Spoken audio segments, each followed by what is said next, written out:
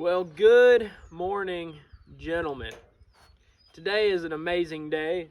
There's still some fog and some mist kind of rolling through the hills. It's a nice sunny day. We've been having a lot of rain, so it's nice to be sunny and a little warm outside today. Feels like spring. The birds are singing.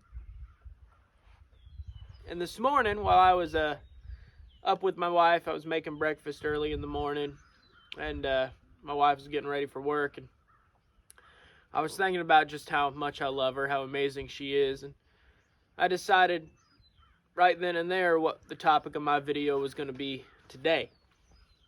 Today,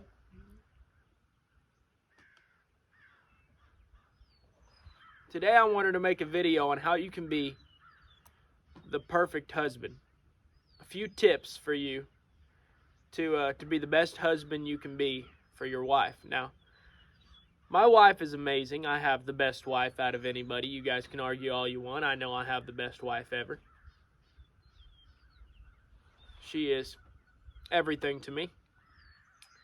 And she says I'm a pretty good husband. She doesn't get on to me too much, and I appreciate that because I can do stupid stuff sometimes because I'm still young. But I was sitting here thinking about the things that I work on in my own life to try and make me a better husband, and things that I've learned from talking to people or from counseling and things like that have just been passed down to me as wisdom on how to be a better husband. Now, I want to preface all this by saying that a relationship is always a two-way street. It's never a one-way street. Both of you have to work hard in order for your relationships to work. There has to be a lot of forgiving involved in relationships and so on, and you'll figure that out and learn it, and we'll talk about that in later videos. But I just wanted to preface with, you can be the perfect husband or the perfect wife, and if the other spouse is not cooperating, is not doing their part and trying really hard, it's going to make things a lot more difficult. You'll still, your goal is to still love them no matter what and do what you can for them. But sometimes people's minds just aren't where they need to be. Their intentions are not good, and you get stuck playing in a bad ballpark. But I wrote down a lot of different reasons, or a lot of different tips on how I try and be a better husband and for my wife, and I wanted to share some with you. I think I picked out 5 of them, and the first one I wanted to talk about was one that I struggled with for a while, and I still struggle with a little bit, but not in too bad of a sense, and that's having ambition, being an ambitious person. I think it's very important for a husband to be ambitious, to have ambition in his life, whether that be big career goals and working towards those, or just having any goals really, constantly and very diligently working towards a particular goal you have in mind. Now, I have a few ambitions in life. One of them is to be just an all-around, I'm there for you type of husband. I want to be there for my wife. If she calls me and says, "Hey, I'm having a rough day," my goal is to be there. I also want to make sure I provide for my family. Now, my wife works, and she doesn't have to, but she chooses to, and right now it's helping a lot with the house building that we're building right now. And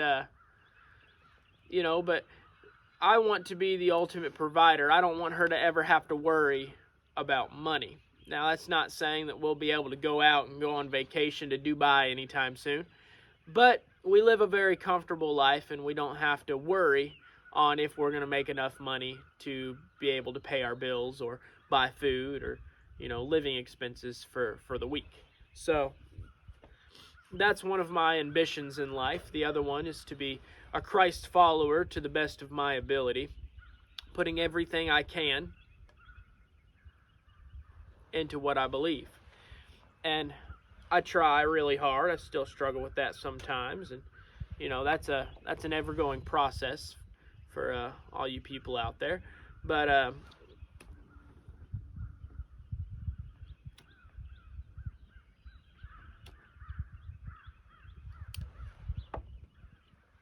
just having ambition in general helps your wife know that you are serious about what you're doing. You're serious about where you're headed. You know what you want to do, and she wants to see you working towards that, having ambition, not just telling her, "Oh yeah, I'd like to be a doctor someday," but if you say, "Oh yeah, I'd like to be a doctor someday," she wants to see you actually trying to pursue a career to be a doctor, and so on and so forth. So that's one of my biggest reasons, or biggest goals, is just having ambition in life, having those goals. Another way that I think you can be a great husband and the perfect husband for your wife is to think before you act. Not just before you talk, but before you act, before you show any emotion for something. Make sure you process the consequences of what might come. This is a problem a lot of us have, a lot of men have. I don't have this particular problem as much as some other people that I know, or even people in my family. I don't know who taught me or where I picked it up, but I do think that I think before I speak and before I act in a lot of things. And it's just part of who I am. And it's something that a lot of people need to work on. Women can get triggered easily in high tense situations. Men, we kind of thrive on some of that stuff a lot of times. Women, they're a lot smarter than us, and they can think a lot quicker and more situationally. And it's in our best interest to think about everything we're about to say and everything we're about to do before we do it. Think about the worst case scenario and the best case scenario for that particular situation. Now, the next one that I wanted to talk about is one that a lot of men try to do.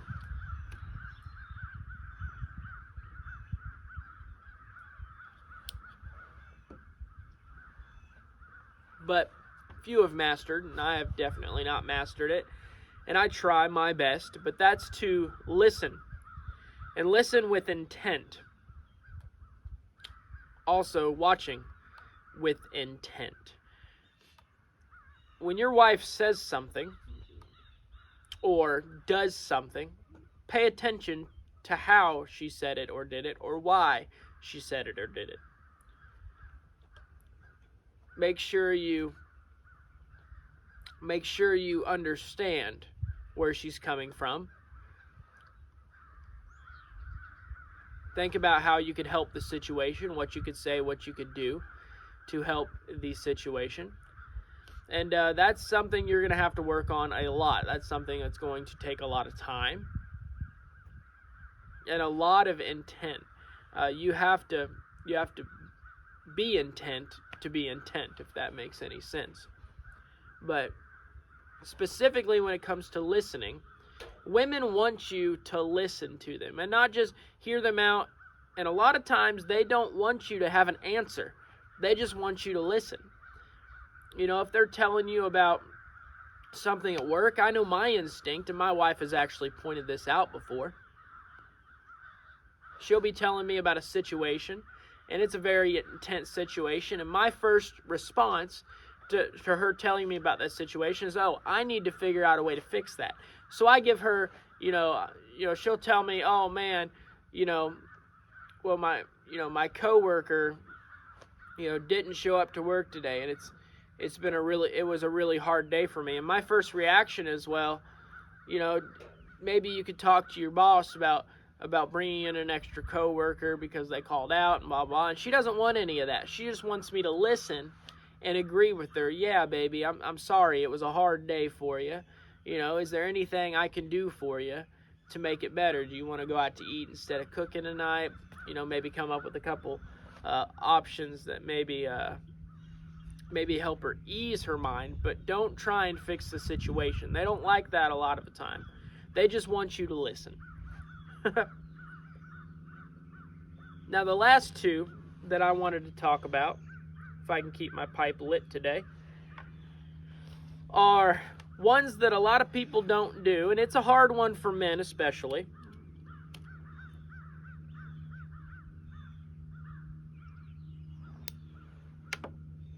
But this is something every man needs to work on a lot. And the first one is to express love.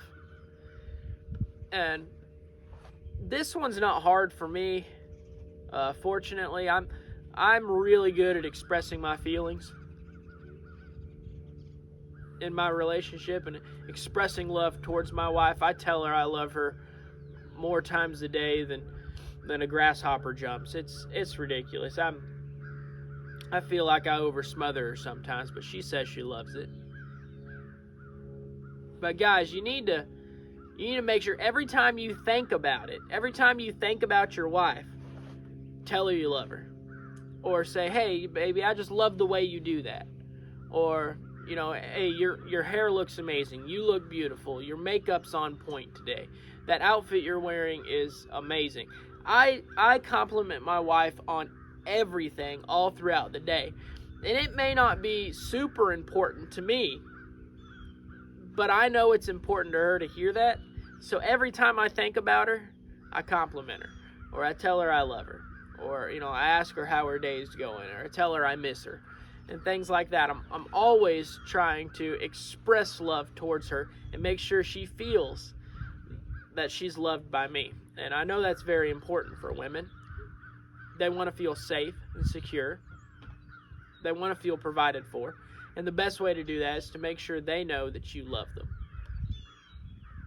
And this last one is probably one of the most important that I could think of. And it's one that a lot of guys don't do. I know that most men don't do this on a daily basis. They might do it every now and then. But I know the way women's minds work for the most part. I'm very open with my wife, and I have a bunch of older sisters, and they all told me all the secrets about women. And this is one that is extremely important. I pay attention, and I notice a lot of women say that their husbands don't do this, and that's give gratitude. You know, my wife will walk past the kitchen. There'll be a dirty sock on the floor, let's say. That's a weird place for a sock to be, but we're going to say it anyways. There's a dirty sock on the floor. She reaches down and picks it up and puts it in the clothes hamper. I immediately say, hey, babe, I really appreciate what you do around here. I thank you so much for always, working hard to keep this place clean. Every time she makes a meal, every time I say, babe, I really appreciate you getting up in the morning and making breakfast. Or, you know, you worked a long, hard day today, and you still made dinner, and I thank you so much for that. I'm always giving gratitude for anything. I mean, anything at all. She could make the bed like she does every single day. I'm going to say, babe, thank you for making the bed. You know, when we got out of bed this morning, I appreciate that. And especially if it's something she doesn't normally do. Especially, let's say I'm outside picking up, some lumber and stuff that a mess that I had made because I'm working on the house. If she comes out and she starts picking up trash and stuff, I'm going to say, babe, you know you don't have to do that. And she'll usually say, I know, but I just wanted to. And I said, well, thank you so much for doing that. It means a lot to me. And I can tell just by the reaction on her face, that means the world to her. Just me noticing that she's doing it. So make sure you're giving gratitude to your wife. You're being grateful for what she's doing, and make sure you express it. Express every feeling you have to your wife in the most uncensored way you can.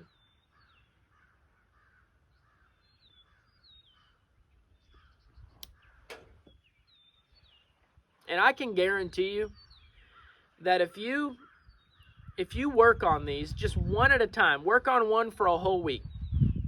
Say, you know what? This entire week, I'm going to try and compliment my wife, give her gratitude in everything she's doing, as much as I possibly can. The next week, be like, you know what? I'm going to keep doing that, but I'm also going to start listening to her, and I'm going to pay attention to what she's saying and how she's saying it. I'm going to question her, be like, well, why do you say it that way?